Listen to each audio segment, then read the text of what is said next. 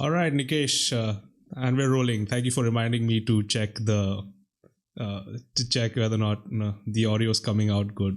I almost always do that, but it's glad that we have a sound expert around here to actually tell us a little bit more about what to do.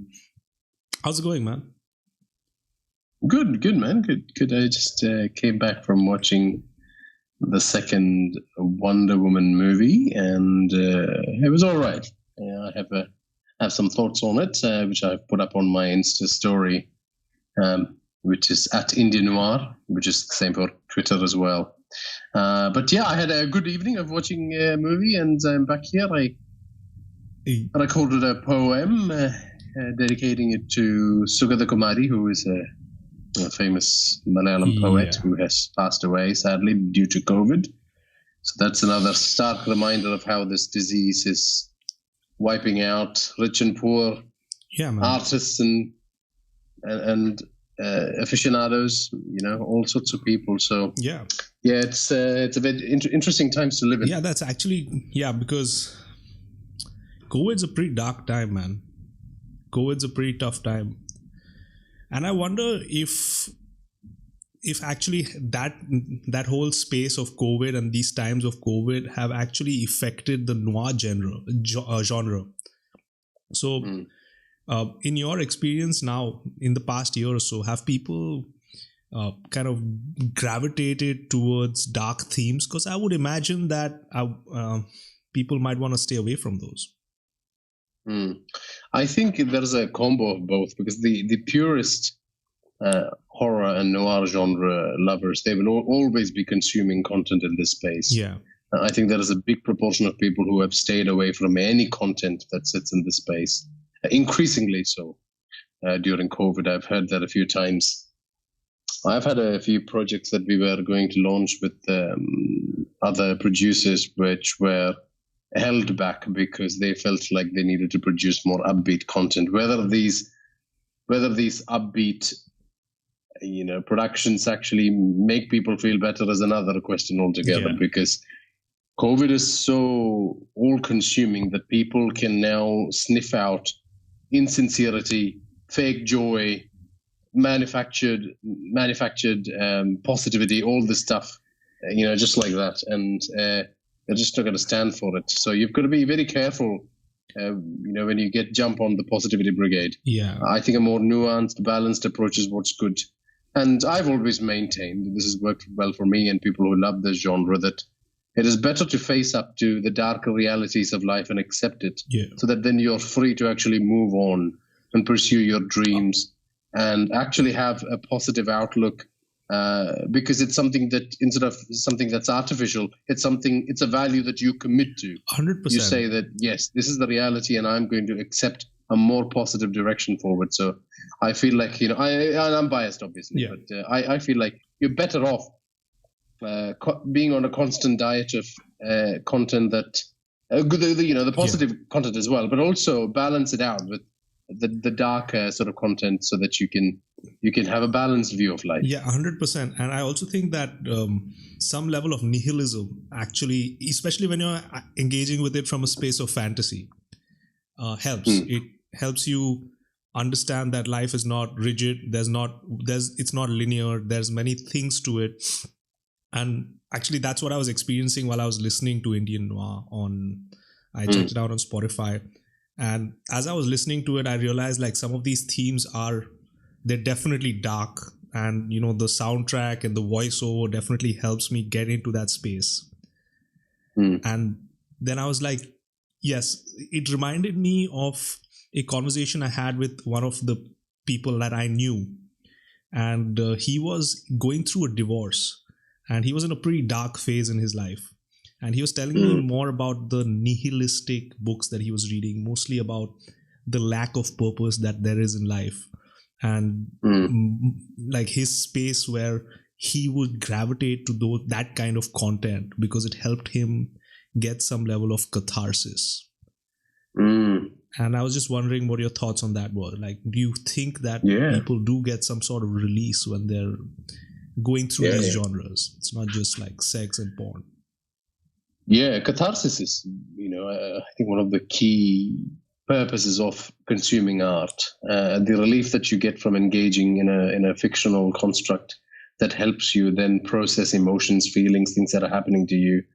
And I'm not surprised that your friend in this instance has turned to nihilism as a philosophy to help deal with what he was going through. I think once, it's just as I said before, if you accept that you are in a world devoid of meaning or purpose, then you are free of the artificial constructs that society and religion and the productivity brigade and the things you've learned in textbooks all put on you. Instead, you are free to craft a meaning and purpose for yourself. In a lot of ways, it's reflected in atheism in a lot of ways as well, that they accept that that's their belief system, that there is no God, but they are stating that they don't need a God or a religion to find enjoyment in life. And I think nihilistic works of art provide that same sort of comfort. Also draws you in to this point in time where you have an honest look at yourself and the people around you and the world around you. And through that, start seeing things in a more robust and with a lot of clarity.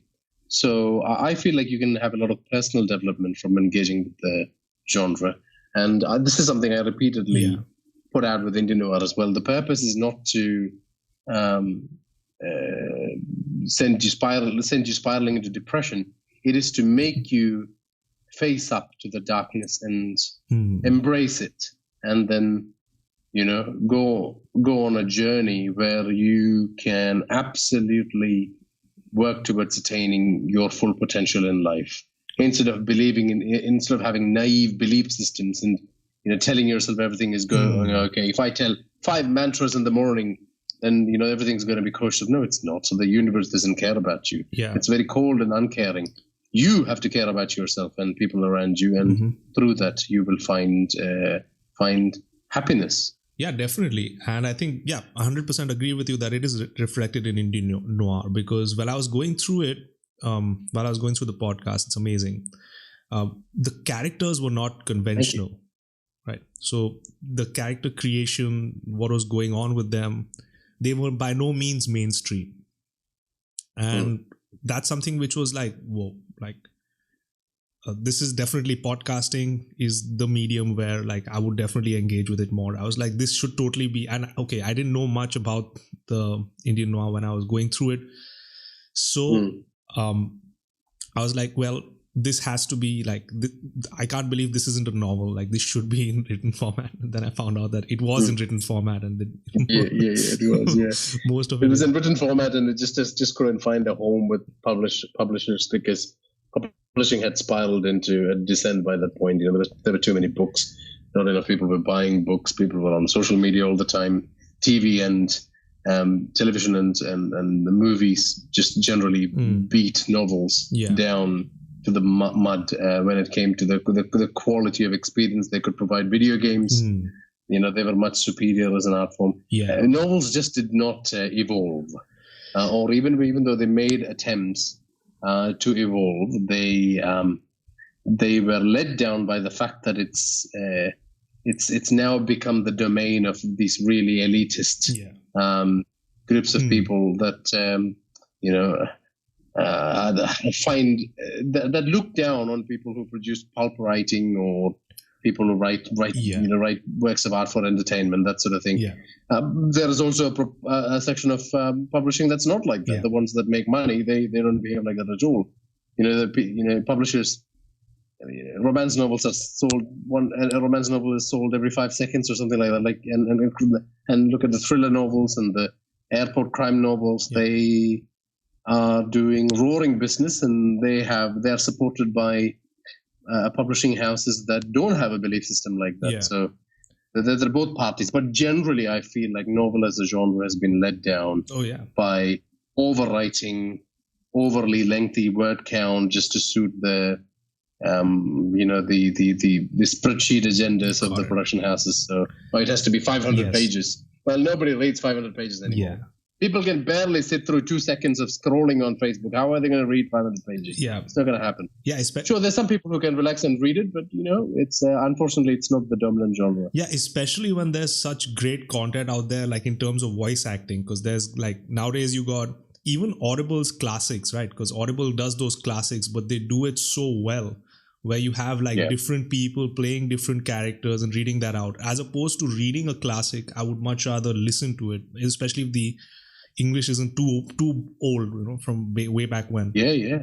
Then I can totally like just listen. Audiobooks have really saved publishing, and they will continue to save publishing, especially enhanced audiobooks, because now people come with the expectation of watching, high quality SFX in video games and cinema and TV, that their audio listening experience is also going to be awesome like that. So, that's being reflected. I was listening to some Star Wars titles today, and they have a permanent SFX track underneath, which is really good.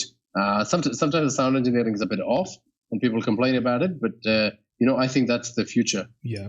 So I totally concur with what you're saying. Yeah, 100%. And what I like about it is I can do different things, and I don't need to be engaged in just reading a book or listening to a podcast or basically watching a movie. Also, it's like I'm watching a movie, but I'm listening to it. And if things are descriptive enough, well, I can walk around, I can do my own thing, I can go to the gym, play it on like 1.5x, play it on 2x. I know some people don't like that. I like that. Playing it a little bit faster level, because you get through more information and content. Well, I do that too. I mix it up. I go 2, rarely. I go 1.7 whenever it's really descriptive. I do 1.35 when I want to really listen to something at the right speed. So but I just want to interject and say that people always forget that oral storytelling was with human beings a lot longer than printed books, which has only been here for a few hundred years. Yeah. So really, printing is quite a newfound phenomenon. So when people hold books up like they're some holy artifacts, not really. And there is a certain enjoyment in reading books. I still read print books, but I think the storytelling will evolve in audio a lot more than it has evolved in print. Yeah, 100%. Is like, I just think the fact that I don't know if this happened, I don't know how accurate my facts are, but from what I understand, J.K. Rowling, apparently she came up with a pen name and she tried to publish through a pen name and she got rejected like a lot. So I think that just speaks to a field, right, which is not, it's a space which is not willing to entertain individual contributors. It's a space where people who want to create don't have a space. So, a medium where you can actually put your ideas out there, just, whatever quality it is, then you're in the marketplace of ideas. You're not, there's no middleman, there's nobody filtering what you're trying to create. Yeah. Which may be a good thing or a bad thing, but I think mostly it's a good thing because people get to choose what they want to listen to. If they don't like my shit, they can go somewhere else. And if they don't like... That's exactly right, yeah.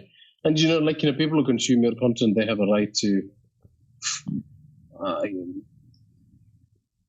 call out something if they don't enjoy it. But then the thing is, they've got something else they can turn to. So there's always that opportunity. And there's plenty of content, so it's not like they're going to miss out. I'm pretty sure people will listen to Indian noir in India, and some of them will go down the audio fiction path, and they will produce excellent work in other genres or the same genres that are different.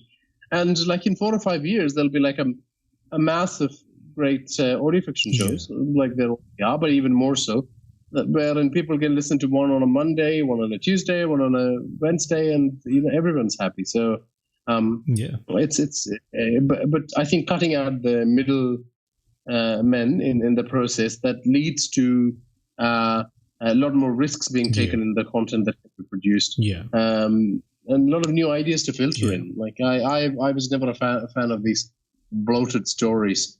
They need to be quite quick and efficient. They'll be fast paced.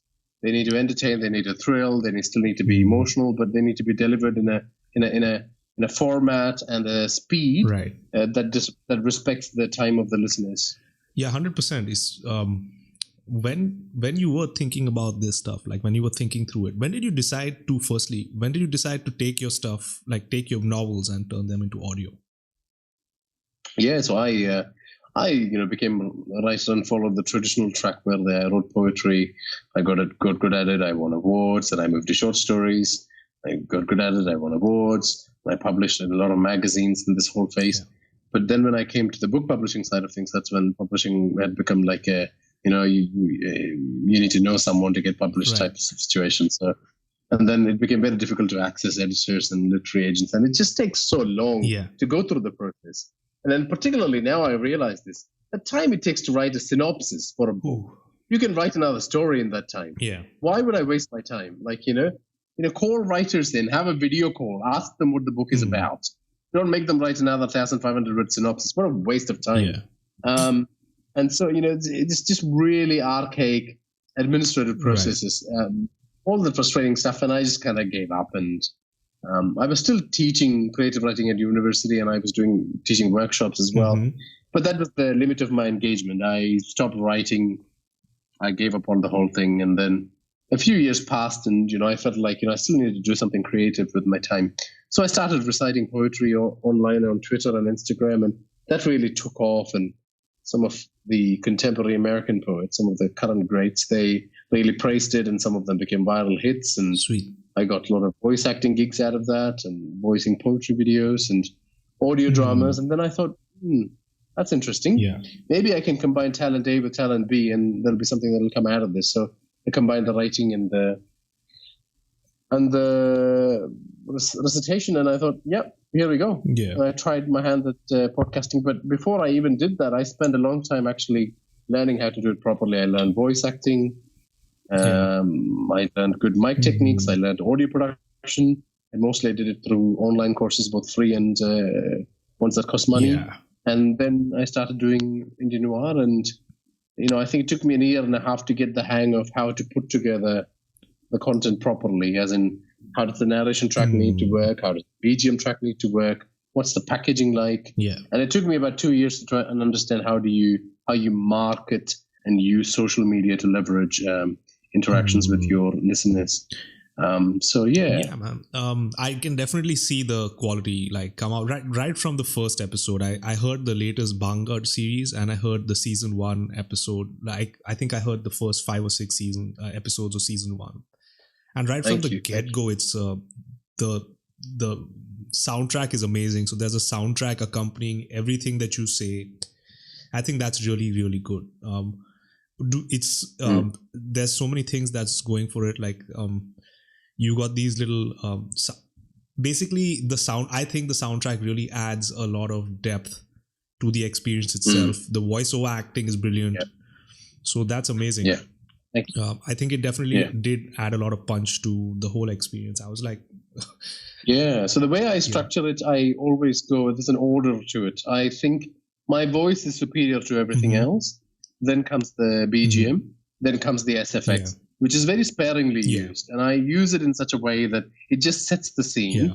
It doesn't bang on every 3 seconds and take people out of the experience, because what I want is to create more of a theater of the mind experience rather than them being pulled out of that environment. So, but thank you for saying 100%. That the earlier I was scared at 4 p.m. It was big, long learning curve for me, that the first few seasons. So it's good to hear. I was, like I said, I was scared at 4 p.m., man. I was like, it was 4 p.m. It was day outside. I was like, why am I scared? What the hell is going on? What the fuck? And it was crazy. It definitely did get me into the experience and things like that. So it was good. And look, I think the other thing I should mention as well is that the other thing that got me thinking about starting a podcast as well was during that period when I wasn't writing, I used to still engage with the genre, read widely, and watch horror movies and stuff. And I have a lot of friends who can't watch horror movies, so they would then ask me to tell them the story. So I would tell it so well that they would actually prefer watching the movie. Because it's really weird. The verbal conveying of an idea is almost like passing on a virus that gets buried in your head and just stays there and starts tunneling. You start building your own imagery, which is more scary than actually. Horror movies are scary for a long time, and then obviously the jump scares are scary too. But once you see the monster, then you lose a bit of the effect. necessarily in all cases. Not necessarily in all cases. People always say that. It's not necessarily true in all cases. The Ritual, Netflix, is a great example of where you actually do see the monster, and then it triples your fear after. So if it's done well, it's very good. But I think oral storytelling, you are linking up to a primal part of your brain. Yes. So, like the where I knew I was really good at it was when I told someone about Insidious. I don't know if you've seen Insidious. No, I haven't. The first movie. I may have seen it. Is it a 2020 film or 2019 film? Yeah, 2019, I think. I can't remember the exact date, but there are two particular scenes where I was telling the part, and I could see the person kind of shrink into the chair. This is the part where the mother and the son are talking to each other, and it cuts between both of their faces back and forth, back and forth, back and forth, back and forth. It's the conversation. Now they have tricked you. You are lost in the conversation. You are totally not expecting what's going to happen next because you're so immersed in it. And then from the back of his head, you can see the monster sliding, his face coming to one side. And it's just such a iconic, terrifying scene. And I remember explaining those bits and people really feeling, and I thought, oh, wow. So you can actually really take people to another place with oral storytelling. So that was part of the motivation as well. It always, I always get a little, I'm always curious about the fact that there's ghost stories, as a meme, as an idea, have been, people have been doing it for years. I've been, and for some reason the same stories kind of come up. For some reason there's I don't know why, but the Indian prototype for it is lady in a white sari with her feet turned backwards. I don't know why, but that theme always comes up. And the only corollary I can find to that is stuff that you'd see in basically Jungian psychology, where you say that everyone has a shadow, and the projections that represents the dark side of you actually take a very similar avatar, very similar symbols. So feminine forms which are mysterious, you are not aware of whether or not they're malignant or not yet. That threat of them possibly being dangerous is something which scares the shit out of people. I don't know why. And there are these themes basically that kind of come up. And it's insane how it's very, very it's prototypical in its approach. Yeah, absolutely. Yeah, it's I have to say that's been a problem with Indian horror as well, that it never evolved past those concerns, those thematic concerns, the fear of the darkness in the rural setting that makes you see the drifting sari-clad woman, or the bungalow that is haunted, and these motifs repeat unto itself. And in a lot of ways, what Indian Noir is doing is taking those tropes and then giving them another dimension. For example, Bhangar operates purely on the haunted fort stereotype that's been done to death, but then it gives it all these thematic depths, these mirrored discussions about classism, the city versus rural divide, elitism, and the common man in India, how we accept even a hellish place to be a normal place because we live there, and we become accepting of the horrid truths of the place. So you thread these complex thematic concerns through these stereotypical things, and suddenly you can make a new one. So Indian Noir is experimenting in that space a lot, but it's also trying to introduce a lot of traditions that are established internationally, which absolutely need to seep into horror fiction. We can't keep making the same thing again and again. So I just, it's my mission to create a body of work that will draw on this trends. So I've written one Lovecraftian story that's quite tiny, but I want to write a bigger one. And we'll write some McKeanian and Blackwoodian stories, which are other trends that tap into, the spirit folklore and rural terror and all those other genres. So, Yeah, it's interesting that we have these kind of, these thematic concerns. They're not necessarily bad, but they need to evolve. Yes. Yeah, even, I don't know if we have an Indian version of pirates, but pirates are pretty intriguing as just a group of people who are like unpredictable. And because they're unpredictable, they're kind of dark.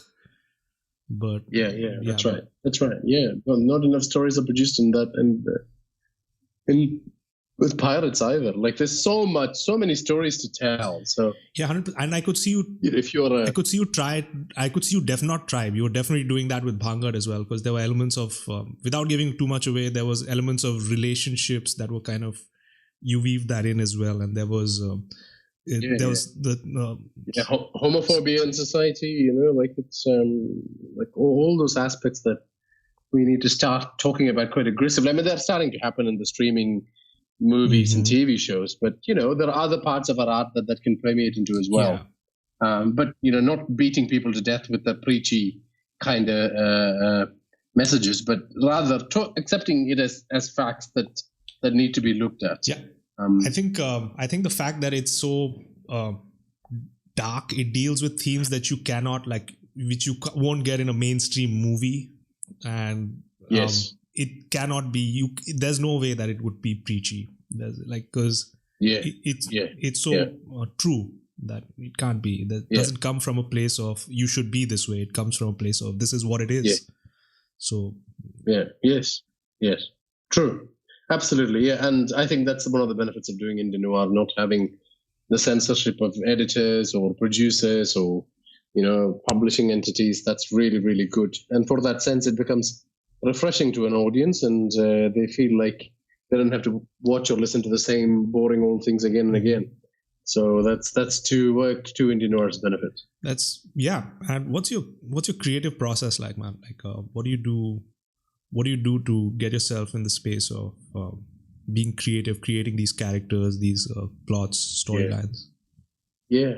So I'm very much a process person and a mechanics person. So I love the mechanical, the frameworks underneath storytelling. So I always approach a story from that point of view. I look at the 3-act structure, and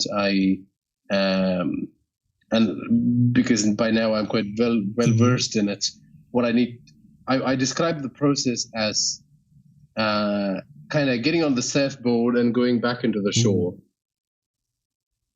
every time I do a story. And I will never get stuck because I know how to come back into the water again and do the same process again. And that's being comfortable with the framework lets you do that. So I have that comfort. So all I need is to make a determination on what genre I'm going to write in. What particular thematic concerns am I interested in, what I want to address, what kind of conflicts would I like to sort of explore, and what is the audience looking for at this stage.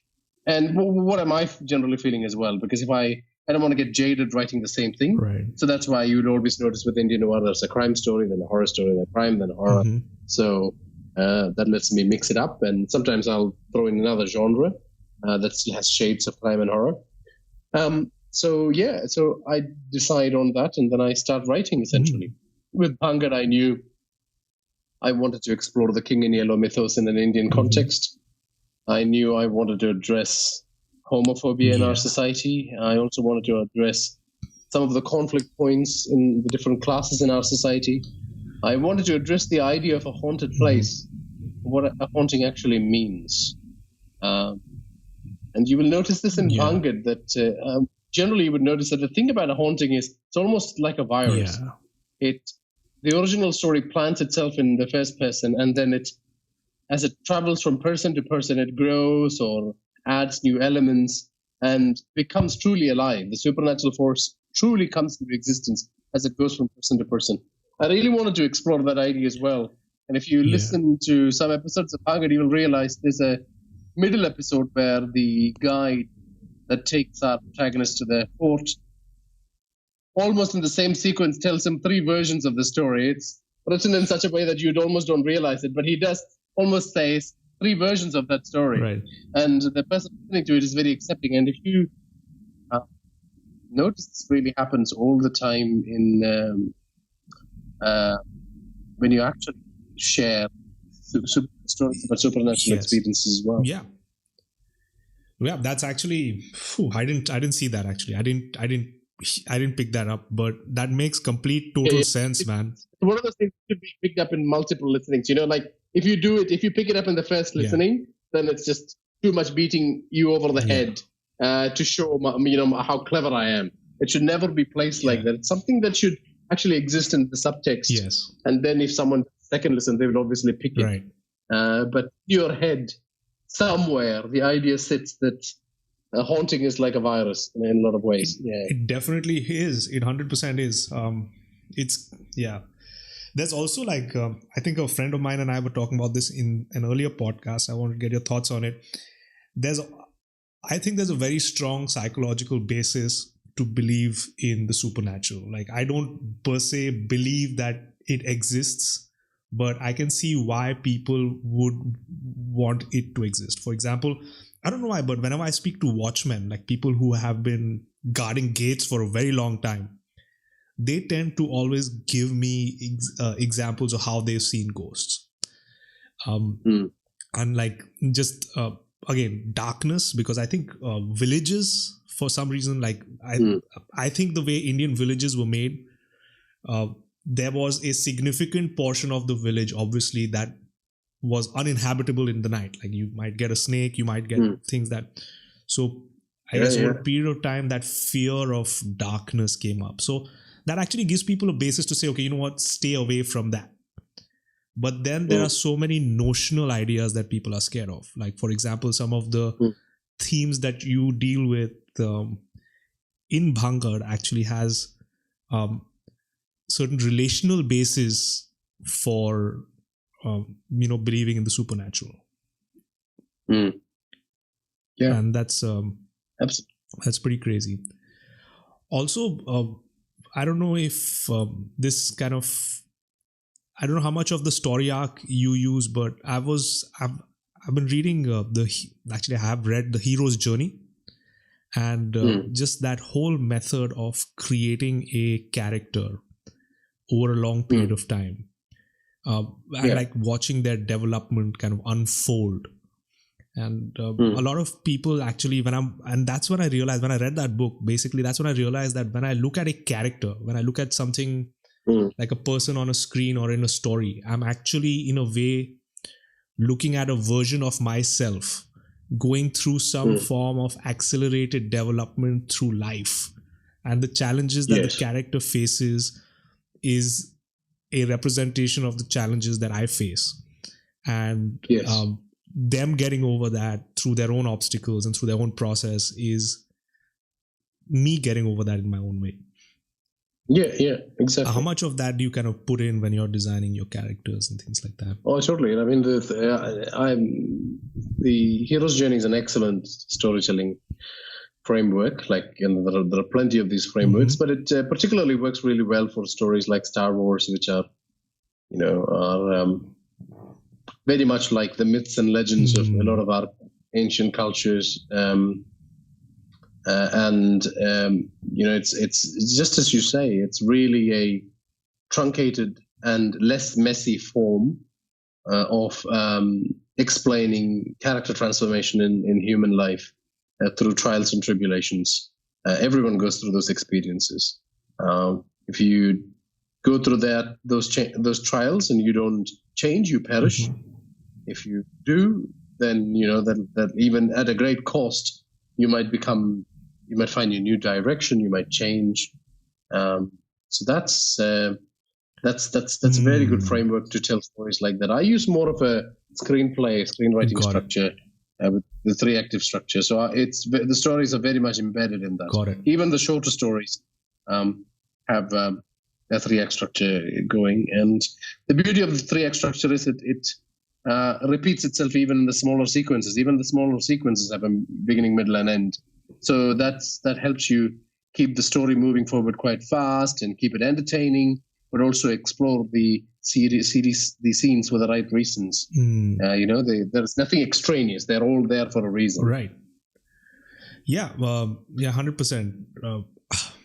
The reason why I actually brought that up was because I noticed that some of your characters were actually going through their own inner journey. So I was wondering how much you consider it, but that's great that you do consider it. Yeah, totally. Like, I think it's one of the first considerations I make. So once I decide on a theme, I decide on a character and find the best character to sit in that theme, but then almost immediately decide the emotional journey this person needs to go on, which is more important and endears them to the listeners more than just having action scene after action scene. But keeping in mind that the traditional tendency is for these people to go through these journeys and have some kind of transformation. This might not happen with Indian noir. A lot of those people go through these journeys and perish. There is no opportunity for them to change. They try to fight a phenomenon, a system which is unbeatable, and then they perish in the due course of it. And they had too much belief in their own abilities to conquer the darkness.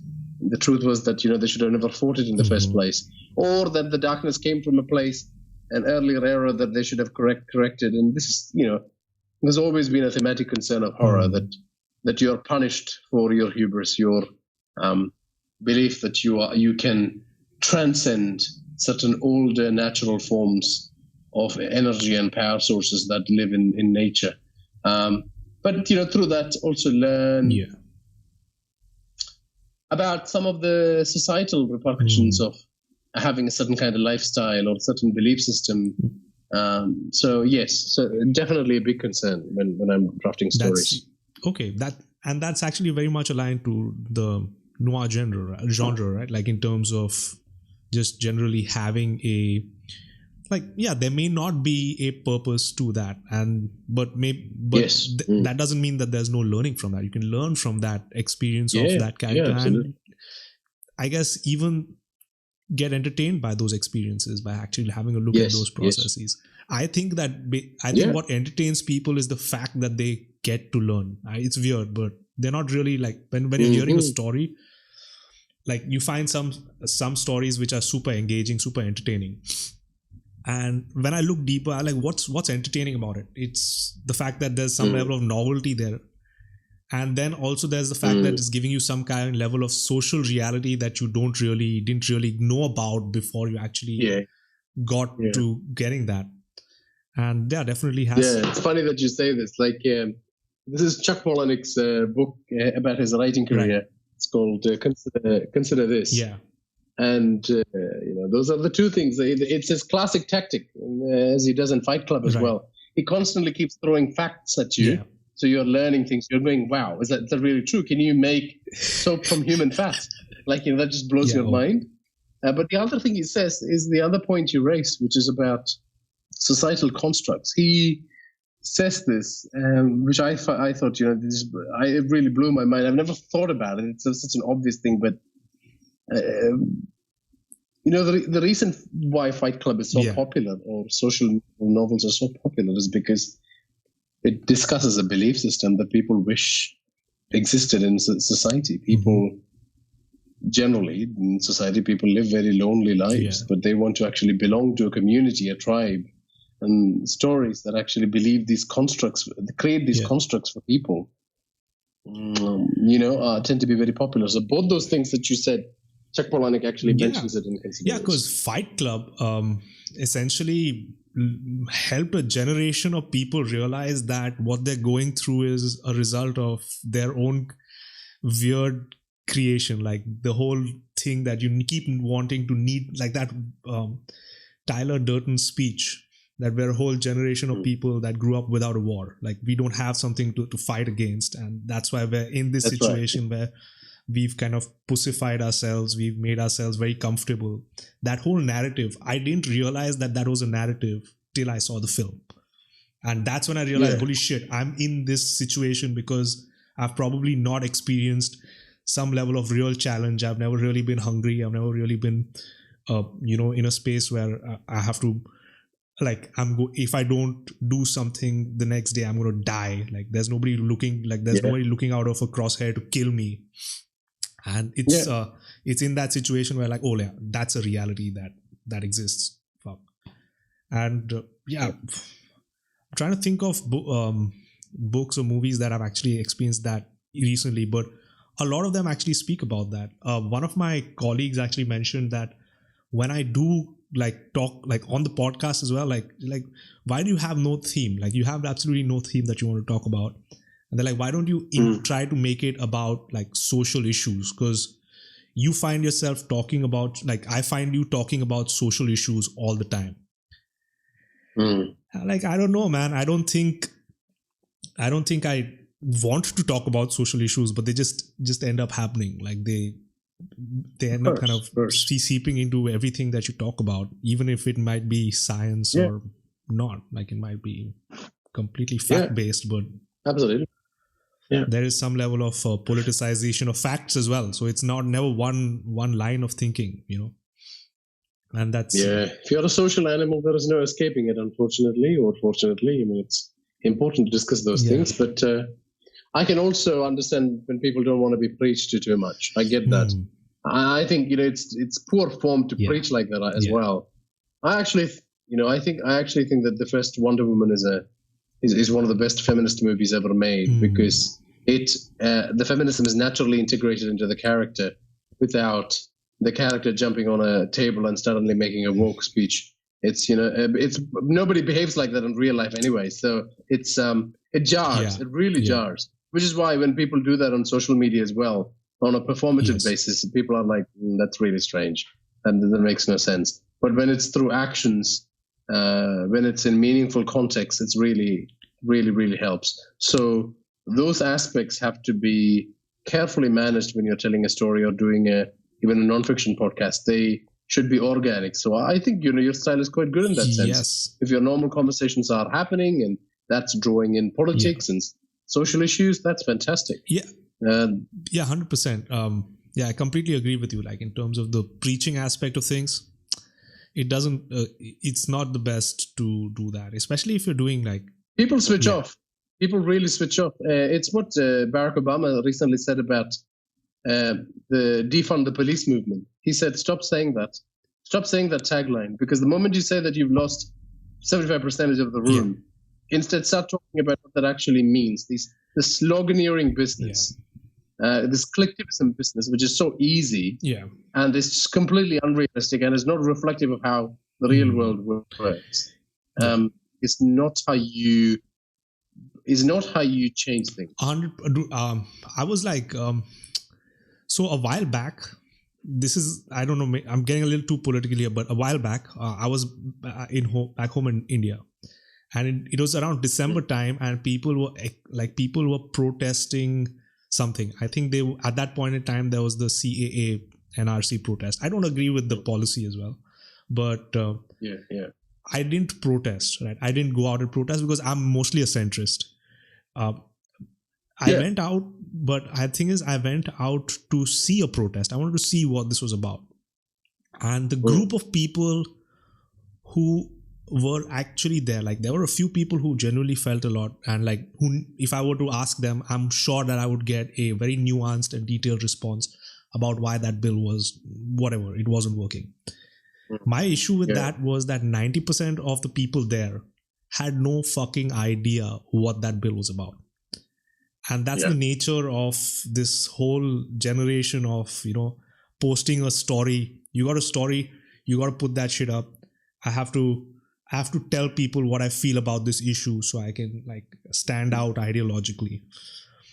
Yeah, that's and right. When I'm doing, because actually learning about something and actually trying to, this is in any instance really, like the actual breakdown of something to come to a solution is actually more complex. It's harder.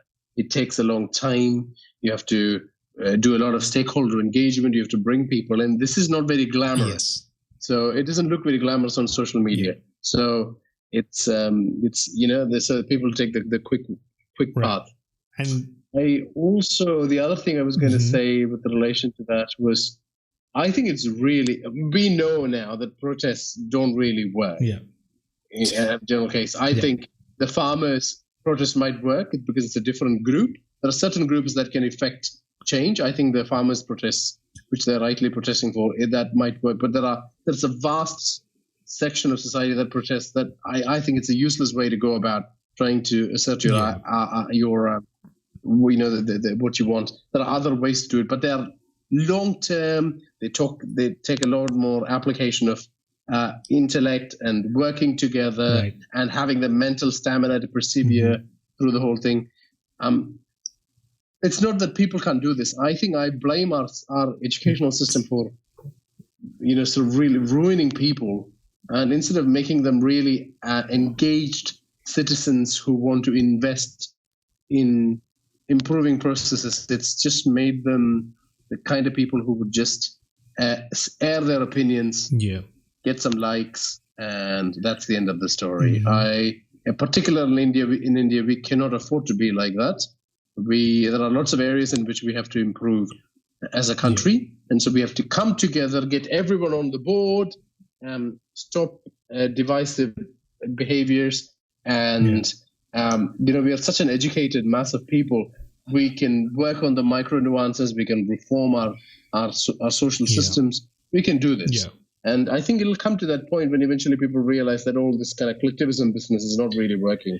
You know what's surprising? Like past few weeks, actually, I've been really surprised by this fact, because I was reading this kind of a right-leaning American author called Thomas Sowell, and the dude mentions that basically most out of all minorities in Western-based countries, Indians happen to be some of the most successful when it comes to their the outcomes they can get. So they have a higher median income, they have a higher amount of basically their ability to succeed in an economy which is open is way higher, like their political space, things like that. And a lot of it comes from work ethic. So I think Indians as a group of people have a lot of habits that have been set up which really do work for them. I don't know why. It's a complex issue, but I don't know why back home a lot of the people don't there's not a correlation between the amount of effort that you put in and the outcomes that you get. And that level of fairness is really, I think, is a core of a lot of people's frustration. It is. And I think, but I think I look at younger Indians and I see a lot of hope. I think that they will come through this, and they already are. They are much more smarter and more intelligent than the previous generations. They will, because they want to effect actual change in society, work together to create this system. So I'm actually very hopeful of what's going on. And I think, drawing this back to Indian Noir, that's one of the things as well. It wants to give people the ability to have a worldview that looks at the grayness of the world instead of looking at it as black and white, and perhaps accept that there is a lot more of the darker elements in our society than the brighter elements. That it's a real fight to achieve some of the pious goals that we have as citizens. But this can only be done if we have a realistic framework of looking at the world. For example, on social media, I see a lot of rebels, which is a classic teenage phase. We all go through this. We all have gone through this. The people who do this on social media now are no different from me or anyone else who did that. But who exactly are you rebelling against? People don't give a shit. This is the problem we have as a society. This is the problem we really need. The skill set we need is not the ability to be a rebel. It's actually to care about each other enough as a community, as a society. That's what we should be working towards. But this is reflected in every generation. So it's but increasingly now, I believe we will have to shift our focus on this community building efforts, because I was looking at some stats from COVID and the perceptions around the world of people thinking about whether they are feeling close to their society or distanced from the society. Increasingly, more and more are feeling distanced from their community, from the society. Even countries like India. It's really concerning. So instead of this whole rebellion business of championing oneself and becoming the Che Guevaras of the world, we need to cull down that individuality and think about ourselves as groups of people coming together so we can all rise, so that the vulnerable people in our society can rise. People who are marginalized can rise. Even people who don't share our same opinion, so that they can have a voice, and then we can listen to them and we can counter them with evidence. That we can preserve the qualities of the basic qualities of human decency and democracy. And so I think, like noir and horror and all these other genres really contribute in that sense as well to building up a more three-dimensional understanding of the world. And also like a very key aspect of being somebody who is community oriented, being somebody who is getting people in. It's not all rainbows and butterflies and fucking shitting unicorns. It requires you to get in touch with your dark side. You have to accept and recognize that you have a shitty aspect of your living as a human being. Yes. And that other people you come across will have those shitty aspects. Yes. And like you can see that like other people have they have their shit stinks too. There's something about them which is terrible as well as well as you. It's not that y'all are both horrible human beings. It's just that both of y'all have a side which is dark. And I think noir as a genre really does bring that out. That every there is a dark element to what you see even in regular society. In fact, like now that I think about it, that makes perfect sense, and that perfectly explains why Watchmen actually has a different, complete hue through the movie. Like it has a complete different tint and a different way of viewing the world. Even the tone that you use as you're kind of narrating noir is not. Very rarely would you go upbeat, right? Yeah, Roshrash's voiceover is incredible. It's incredible. That is the toughest thing to get in a noir story. Who or how is the main narrative voice brought into creation?